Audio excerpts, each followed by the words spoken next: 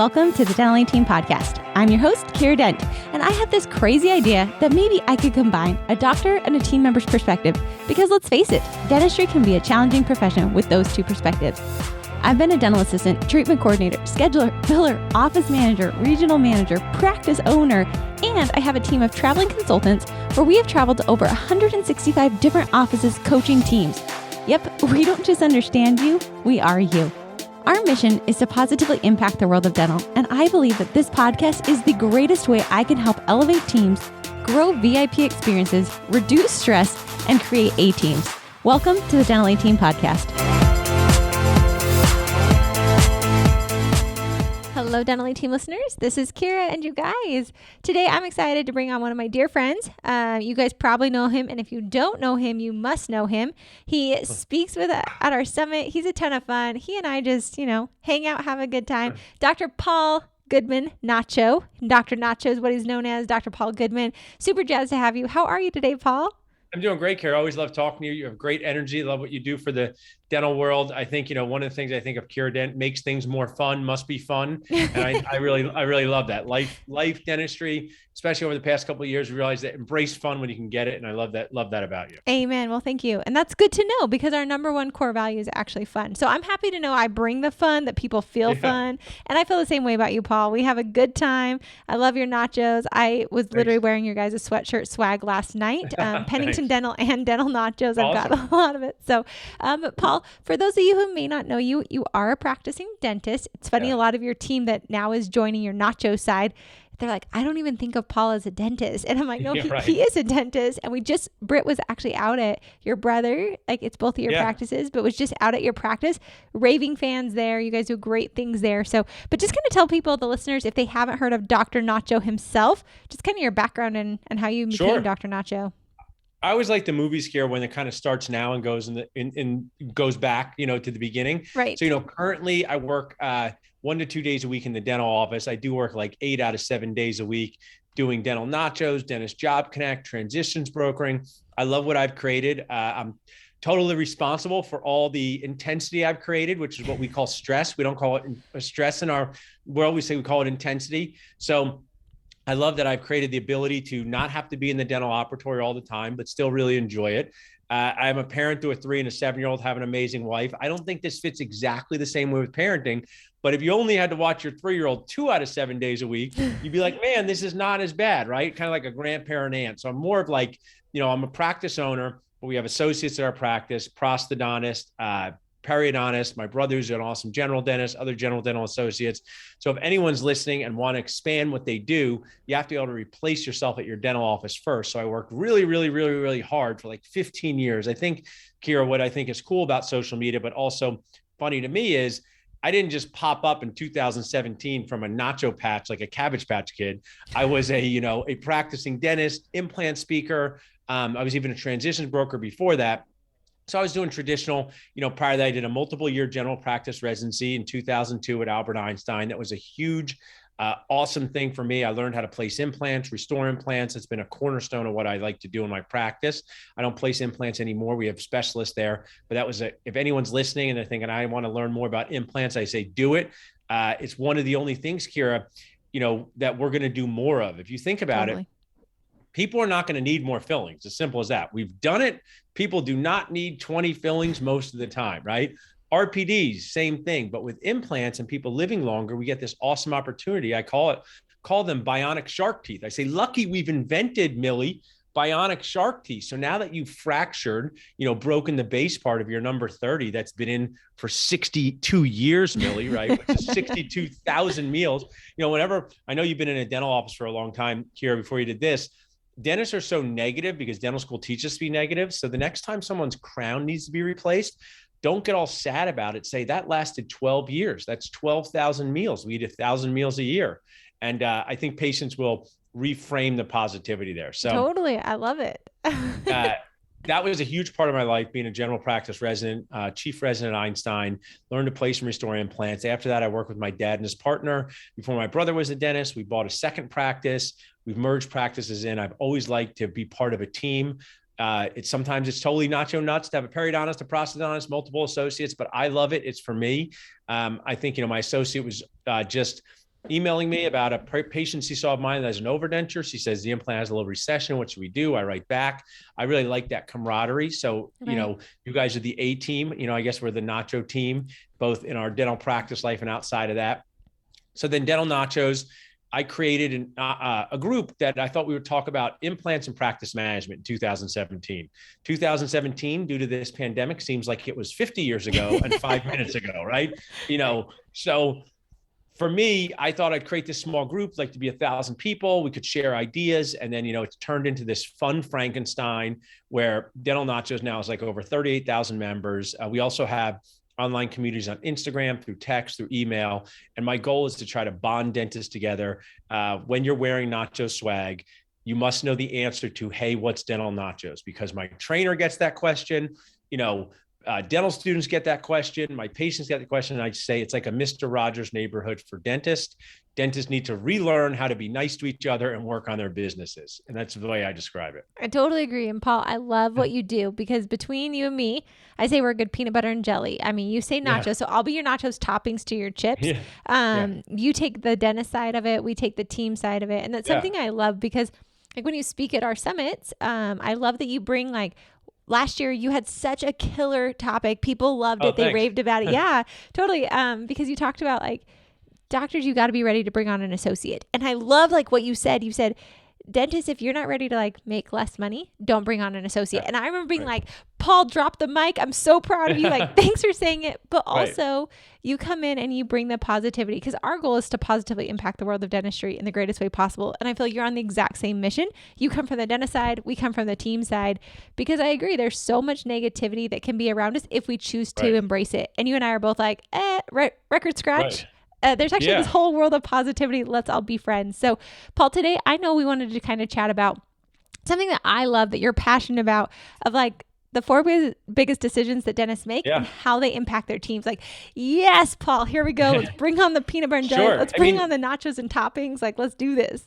Through the past couple of years, I've really focused on helping dentists find their first job. Even prior to Dental Nachos, I was doing this on Dental Town. I was doing my residence. So finding your first job. Just did a great podcast with Rob Montgomery today. And I said, they say there's two certainties in life, death and taxes. But I said, there's a third certainty. When you finish dental school and you've invested $500,000, you're going to need a job, right? So you need a job after your dental school residency. So we help dentists find their first job that's the right fit for them. Then the biggest decision of a person's career, I will argue life. I'll tell you why in a second. Some of these things come with a lot of emotional parts and poignancy, but buying a dental practice. So I'm someone who helps dentists sell their dental practice. So I go in and meet with them at the end of their lives, the end of their career, in the most poignant way through some life events that had no control. They had no control over. Some they may have. They've had multiple spouses, multiple houses. Their family may not talk to them. They may live somewhere else, but they still have that same first dental practice. And that's not to be negative. It's just to share that if you buy a dental practice at age 30, that dental practice may be with you at age 60 or 65. So making the right choice for you is important. Hiring your first associate. My hope is that, you know, there's room for success for a lot of creative business models in dentistry. So while DSOs are a thing and solo practitioners are a thing, what I would love to see more of is simply a solo practitioner hiring an associate, mentoring someone, getting some time off. Maybe it's part-time. So I help them hire their first associate, learn if they're ready, and then finally sell their practice and hang up the handpiece. You know, hygienists, maybe they hang up the scaler, but, you know, hang up the handpiece. So those are the four biggest decisions: job, buy, hire, sell. I love it. And you're right. It's so many pieces that I don't think people realize. I tell everybody, I'm like, hey, dentist, like figure out where you actually want to be long-term before you buy that practice. Because unlike myself and you now, Paul, like we can pick up and move and I could run Dental A Team anywhere in the world. You theoretically could run Dental Nachos anywhere in the world. They're more virtual companies. We could hire team members in those areas. We can have them virtual. I know you've got team members all across the nation. I do too. But as a practicing dentist, you can't pick up your patient base and transfer them or virtually meet them. It's really an important decision. So I'm excited to hear what you think are those 4 biggest decisions that dentists make and how they actually impact their teams. Because I'm all about teams, helping those team members rise and thrive. I realized there was a niche out there that everybody focuses on the dentist. Like, what about those team members? Like, let's elevate them up. So excited to kind of hear like what you've seen. I mean, that's why I'm really excited to share more about this with your audience. And is that your team is like a family. And I want to say this in the most genuine way. Families fight a lot and families have friction. So people are like, I treat my team like family. Like, oh, when you're on vacation at the beach, do you guys argue over where to order the food? And that's normal, right? What's the friction's normal, toxicity is not. Not for this podcast, but I want to do some work on this because what's friction and what's normal, what's toxicity, what's not normal. Let's just take the normal friction part of an office. If you brought a puppy into a dental office, the whole team wouldn't necessarily love it. Someone would say, I wanted a different puppy. How come we didn't get a cat? I wanted an iguana. I'm allergic to dogs. So let's talk about hiring an associate.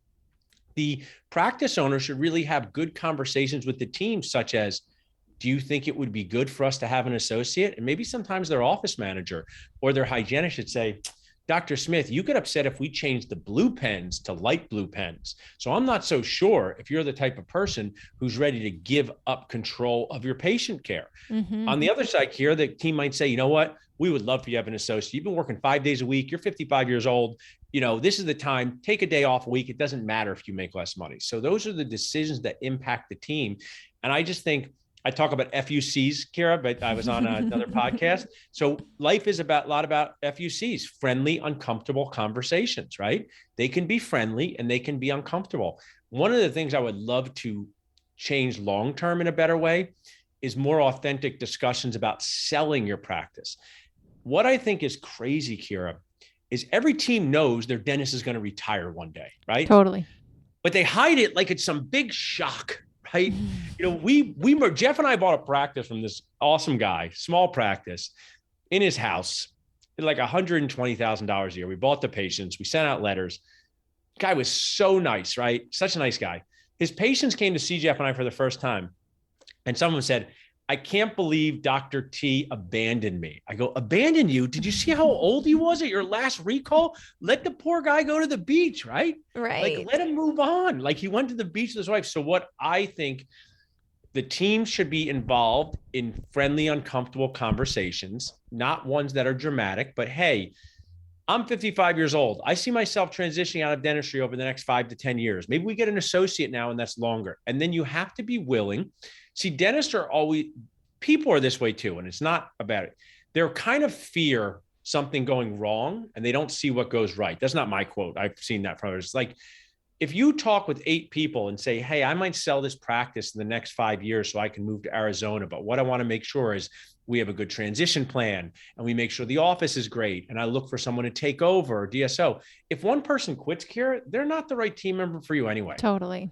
You know, yeah, I think it's just that awkward, like, my favorite thing is understanding that the only time frustration occurs is when expectations aren't met. And so by that, if there's the expectation, like people told me, I remember I had a girl quit on me because she overheard me chatting with my business coach, which was no secret, but she quit because she's like, yeah, Kiera, I heard that you might want to sell this company one day. And I'm like, yeah, like record scratch on that. Of course I do. I should be building this company. All of us are always building this company to sell it, because then it's actually a company. It's not just some like hodgepodge mess over here. Like there is, and if you're uncomfortable with that, by all means, there are other dream jobs for you, and please, by all means, like have that. So I really love that you talked about it. Like, there is that. I think it's just that surprise, and being a buyer, I've been a buyer of many practices, and it is really, really, really this hush, hush, don't say anything, don't let the team know. And then they come on board, and then it's just like mayhem, and people are ticked off, and you're trying to like smooth things over. And it's like, wow, glad I kept the team intact, but none of them like us. Right. Yeah. It has the unintended consequences of anger. There's no perfect way to do this. As a transitions broker, people say, when do I tell my team? Well, I say, first of all, just so I can add some value here, don't do this. If I say to my 3-year-old, we might get ice cream, every 5 minutes is, are we getting ice cream now? Are we getting ice cream now? So what I do caution you to do is, if you were to talk to a dental practice broker about selling your practice in the next 2 years, don't go and say, I signed up to sell our practice, because every day your team's be like, Are we selling it today? Are we selling it today? It's figuring out the right timing. Sure. But I think introducing the concept of understanding the circle of dentisting like I talk about, I mean, dentistries are very confusing. There might be a front desk team member who thinks the dentist works till 80, and there's 50-year-olds thinking they want to be done in 5 years. So just having conversations, and also over this pandemic, and I've seen it, it's happened to me personally, life happens. People die suddenly, people get injured, people have family problems. So you should be looking to have a transition plan in place, even when you don't need it. One of my lectures was why you need to learn how to sell your practice before you need to sell your practice. So true. And, you probably have seen those things yourself with your team, with the practices you coach. Hey, Dental A Team listeners, did you guys know that I think everything in life is better with a buddy? That's right. I've been trying to learn to work out for 2022. It's been way easier to have Shelby and Brittany and Dana join me. It's always better with a buddy. So that's why for Valentine's Day, we want you guys to share the love. So for Dental A Team's virtual summit on April 22nd through 23rd, we're having it buy one, get one this week only. That's right. It's better with a buddy. So make sure you go buy one ticket. You get to bring a buddy with you for free. So head on over to thedentalateam.com. Use coupon code better with a buddy. That's right. Better with a buddy, and be sure to get your buy one, get one. I can't wait to see you guys at our summit. It's the year to optimize and execute. We're going to teach you how to optimize every department of your practice and give you massive leadership so you can execute consistently. I can't wait to see you. Head on over to thedentalateam.com. Use coupon code better with a buddy, and I'll see you soon. 100%. I think it's brilliant. And I really do love that you talked about this of involving your team in these decisions. But like you also said, sequence matters. And I don't think it's not worth like raising the roost and making the whole team freak out. But I also think I should, like, speaking to the team side of this, like, team members realize your dentist will transition. Your doctor will retire at some point, and it might be sooner than you're expecting, and that doesn't mean it's bad or wrong. I've had Brittany, who actually went to your practice, her practice sold to a DSO, and she said it was one of the best things that ever happened. So I think we've got this fear, just like patients have fear. Like, there are some dentists who are not great to go to. There are also dentists who are amazing to go to. And so just because you hear DSO or we're selling does not mean it has to be a negative experience. It can actually be a really positive, and maybe looking for mentors or people who have had great experiences and asking them, why was it so good? What made it so good? That way you can have a better experience rather than a negative one. Totally agree with you. I want to add one thing, because you said something. I'm cautious about word choice. And as you grow up, like, I believe that I strive. I say strive instead of try. So I say I strive not to say to my 7-year-old that she's shy, because shy is kind of a negative word, right? Mm-hmm. So even though we said this growing up, we don't say shy as often. We say maybe slow to warm up, because shy is kind of like a judgment, right? So I'm going to say weird can be cool, right? So I'm not going to say weird's a bad word, but I will say here's a unique thing about dentistry. The dentist is the most unique person in the practice. The team, second most, and the patients are normal. They're the ones actually who are normal. We have the problem. The dentist and the team are the most unique. And when we make it weird and we make it awkward and we make it odd, our patients feel that. When we make it normal and we make it fun and we make it like, hey, we just hired another new associate to replace associate. We're so lucky to have Dr. Alicia here to share the joy of your mouth with another dentist, Mrs. Smith. Who am I to deprive other dentists of learning how cool your teeth are? So when they say, why do I have to see a new dentist? Don't recoil and make it odd. Have an answer for that. I mean, your verbal training is great. I mean, Jeff says all the time, like Kiera Dent says, what does success look like? I mean, those are the verbal tips. And I think being a verbal ninja and developing your verbal skills is key to not just dental success, life success. For sure. I'm going to ask the question, Paul, how did you take the spin to positivity? Because I guarantee you, maybe you've always been a positive guy. Maybe you haven't. But I think so many people in the practices are like, cool. So Paul and Kiera talk like this. Like, truly, guys, I didn't. My friend, like one of my first people in my company that I hired, she was a dear friend of mine. She's like, Kiera, you need to be a better word ninja. So that was my word of like, be a word ninja. And I was like, yeah, this is a great idea. Like, how can I ninja this email? How can I ninja this experience? Yeah. But that to me has been a good filter that I've had to put on of like, how can I make this experience great? I'll tell you exactly how it happened to me. And a Yeah. lot of it was results oriented. It wasn't necessarily so much internal positivity. I mean, I had a great mom, she's not alive anymore, my great dad, but you know, I'm a human being like anyone else. But when I was a restaurant server and I was new, I would come out and say, "Hey, Kiera, the chef forgot about your hamburger. It's going to be a while." And then I realized that didn't help me with tips. That didn't help you with your experience. So I would say, I wouldn't lie, but I would say, "Hey, Kiera, the chef is taking special time to make sure your meal's right. Can I get you a free drink or dessert in the meantime?" So being a restaurant server taught me to be a verbal ninja, focus on the positive. I also did not like the dental school environment of constantly focusing on the negative. Yeah. I didn't understand why we talked about failure and hopeless and terminal dentition. We're helping people chew and smile with confidence. One of the things, I have plenty of opportunities for improvement, which is what I call weaknesses. See, I say to my wife, "I don't have any weaknesses. I just have opportunities for improvement." But what people say about me in the dental office is, I've never been around a dentist who tries to make it so much fun. And that's just because I like people. And like, I don't know, someone comes in and their crown broke off, be like, "Hey, good job, Millie. It lasted 7 years. Let's get you a bionic shark tooth," right? Like, don't do dentists. But I actually believe this here in the dental world, they're very uncomfortable talking about money, and they have a dysfunctional relationship with money. And I just say, it's so great to get an implant and use it for 20 years and chew 20,000 times for $5,000. We're so lucky for that. So I think dental school does a terrible job of preparing dentists to talk to patients like people. And that's part of the problem. Totally. I love that you brought that up, because you're right. Dentists get all weird. So do team members. We get weird about money. I remember I was weird. I was like, "Oh, can they afford this?" And then I was like, "Hold on. This is awesome. My job is to help you create like a solution, and we're going to find a solution for you. You're going to have this amazing smile, and I can't wait." I love that you said chew and smile with confidence. Because you're right. I think you're just putting this like really cool spin on it. And I do think each team member can look at that. So like you said, with an associate coming on, it can be a negative, guys, absolutely, or it can be a positive. And I think of like putting on different colors of sunglasses. So I'm like, okay, if I put on red sunglasses and go look outside, the sky's going to look different than if I put on blue sunglasses or if I put on black sunglasses. So I think, again, it's the same thing within your practice of like, what filter do you want to put on this? And if your filter is like, let's have this fun and let's serve our patients and make the best experience, well, then let's have that same filter for the associate. Let's have that same filter for if we're transitioning. I mean, I do this, Kiera. People can copy anything I do. I hope to add value. I literally walk into I do a ton of new patient consults with giant cases on people who have to remove all their teeth. It's a very conflict-oriented thing. So they come in sometimes from other dentists.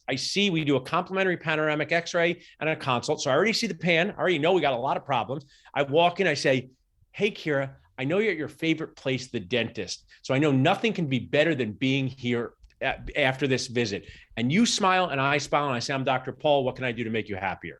And that's just like, I'm just not like, don't do any of that dumb dental school stuff. Like, what's your chief complaint? I mean, imagine you sat down at a party and you're like, someone like, "What's the worst thing happening to you right now?" It's like, "I don't know. I'm fighting with my mother. My company's not doing well." So why don't you just make, what could I do to make you happier? And I believe this, I say this, Kiera, and maybe if I say it on a podcast, maybe someone will make this come true. I'm not like, I don't have any judgment on the people who think they can manifest stuff in their life, because I totally get that mindset, but I'm not saying it to manifest it. I'm saying it because I hope someone hears this maybe and says, so I believe that they should hire me, anyone who can get up a few $1 million, ADA, whatever, and we should have a Super Bowl commercial and they should star me because I'm a dentist, right? We could get an actor, but they're not going to be good enough because they don't know what it feels like to have people tell you that they hate them. And I'm saying, "Hey, everybody, my name is Dr. Paul Goodman. I'm a dentist. I just want to ask you, are you enjoying the Super Bowl snacks you are eating? Well, I'm a dentist and me and my team just help you eat, chew, and smile with confidence. Be nicer to us," and walk out. And I believe we would, and I wouldn't say it in a insulting way. I would say it in a way that makes people smile, because I say that to my patients. And I think if we reframe that dentists and teams help people chew and smile with confidence, help them eat the food they want to eat, and people should be kinder to us, and people shouldn't tell us they hate us, and people shouldn't tell us, "I can't believe it's $150. We will change the game of how patients see us and change those 4 major decisions: the job, the practice purchase, the hire, the sell. Instead of approaching them with fear, negativity, and anxiety, I think we would approach them with more fun. Yeah, I love it. And I think, again, one thing I hope people are taking is dentists, like, you get to change this. You get to determine Right. this. You as the dentist get to actually set the culture and the tone of your practice. So if you're gloom and doom, your practice is going to follow suit. If you're fun and enjoyment, they're going to look for it. Like I think of the example of Zappos. Like I remember they were like, Yeah. our Right. culture is we will deliver anything. And they're like, I want a pizza. And they're like, and I'll get you a pizza. Like Yeah. such a cool culture, but that was from the top down. So Paul, I'm curious you see hundreds of dentists, you guys work with thousands of dentists. I was just with Dental Nachos. It's a fun group of people. Are there any other tips that you see that dentists do consistently that if they might be able to change it could help make like a better team or a better practice? Like what are some of those things that you see on a consistent basis? It's a great question. What I would like to share is we make treatment plans for patients and they have phases, remove teeth, preserve bone, get healthy, make short-term dentures without implants for smiling, not chewing. Then we're going to rebuild your teeth with implants and snap-in dentures. We make phases.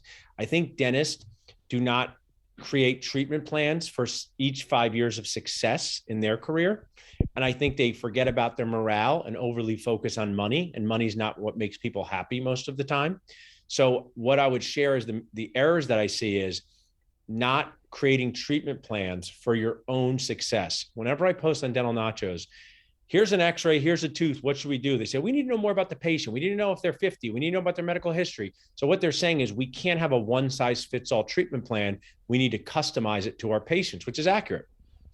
You need to customize your own treatment plan for happiness for yourself. And I think in a sad way, in a poignant way, and if I can be part of the solution, making it better, dentists either ignore or unaware or afraid to make these treatment plans for success for their family, their team, and themselves. And I just think they should hire the right team, get a great attorney, get a good accountant, look to connect in your community, ask people what they do. Don't be afraid about selling to a DSA. Don't just sell to a DSO for no reason. Don't hire two associates because you feel busy. So that would be my advice. Create a treatment plan for your own happiness and be purposeful about it. I love it. I especially love it right now because to your point, I've been noticing, I was just on another podcast before our podcast tonight, and I said it's interesting that through COVID, I think a pattern I'm starting to notice is that, and I don't know, Paul, if you're seeing this too, I think most of the dentists actually through COVID have been pretty successful. Like luckily it hasn't been a huge tip. In 2020, most of my offices made more than they did in 2019. So it's been this steady uprise. So they're technically making more, most of them, if they're watching their overhead and their numbers. But what I'm noticing is the morale and the almost like the COVID crank is taking the joy. So I'm like, you're making more money, but your team's more frustrated, you're more frustrated, and nobody's happy. So like shifting that and realizing, like you said, creating plans and goals. I really love that you mentioned that because I do agree. So many just think like, we're just going to build it to this and I want to make this much money. Right. But it's like, but what's the reason why? What do you want to do with that? What kind of a family are you going to have? And I also think, and I don't know how you feel, I think it's okay to shift that treatment plan as well. Because sometimes you'll hit that and you'll be like, oh, great. I thought I was going to have this. But like rebuilding that treatment plan, like work towards it and then build a bigger treatment plan or continually grow, and not just necessarily for yourself, but also for your team. I will say as a CEO and as a boss and hanging out with my team, truly the thing that brings me the most satisfaction is helping my team hit their goals. Like it's so fun to watch these people like crush it out of the park. So I love that and I appreciate that. I agree with you. Always be, I say, adjustments are a part of life. Always be connecting, always be caring, but always be creative. You might have to shift gears. One of the signs in our office that I have, I don't know if it's my quote, I say it all the time. I think I made it up. Everything that matters needs a system, and everything matters, but also make the best decision in the moment. So it sounds confusing, but my team knows exactly what that means. Always collect for this treatment. But if Mrs. Smith's husband is in the hospital and for some reason she didn't have her checkbook, this is more like from 2010, maybe the best decision in the moment is not to collect at that time. So have systems, but always be willing to adjust if the best decision in the moment asks for that. I love it. I love it so much, Paul. So Paul, if people want to connect with you, you guys have Dental Nachos. How do people like hang out with you more? I love that. I love hearing from podcasts. I mean, I love doing what we're doing here because people say, I heard this podcast.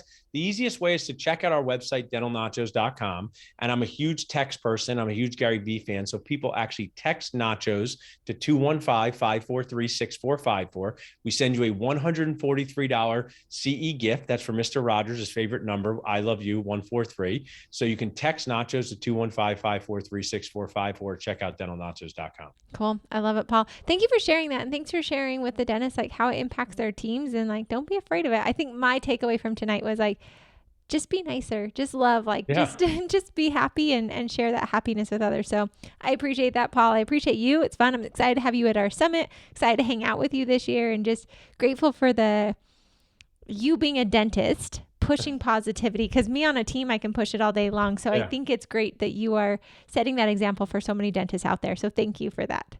Thanks, Kiera. You're awesome. Really appreciate it. Absolutely. All right, guys. Well, that was Dr. Paul Nacho. And his real name's Dr. Paul Goodman. Call him whatever you want. But check him out, guys. I think he's got an incredible group of people. Text that number. Hang out. Paul and I hang out. We podcast a lot. We webinar a lot. We Facebook Live a lot. So, guys, check him out. One of my dearest friends and somebody I just value a ton. And as always, guys, thank you for listening. And I'll catch you next time on the Dental 18 Podcast.